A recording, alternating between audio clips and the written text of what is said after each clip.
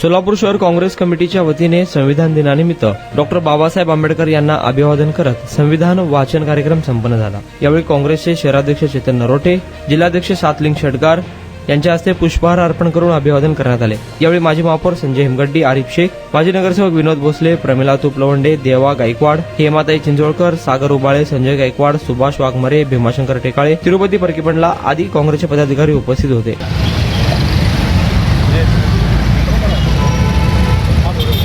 Doctor Babasaheb आंबेडकरांना वंदन करतो। संविधानाला 75 वर्ष पूर्ण होतात। डॉक्टर बाबासाहेबांनी जी घटना दिली त्या घटनेवर हा देश चालतो आणि त्याची अंमलबजावणी होते। 1949ला ही घटना अंमलात आली आणि जवळपास 75 वर्ष हे पूर्ण होत आहेत आणि आम्हाला सगळ्यांना अभिमान आहे। आज काँग्रेस पक्षाच्या वतीनं आम्ही सर्वजण खासदार प्रणित शिंदे यांच्या नेतृत्वाखाली महामानव डॉक्टर बाबासाहेब आंबेडकरांना वंदन करायला आलो।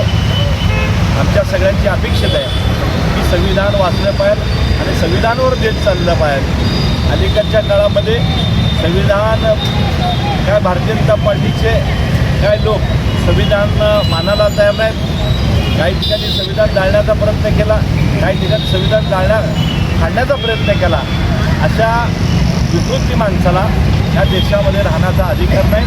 त्यामुळे आम्ही संविधान जपणारे लोक आहेत आणि संविधानावर हा देश चालला पाहिजे अशी या ठिकाणी आम्ही सगळं शपथ घेतो।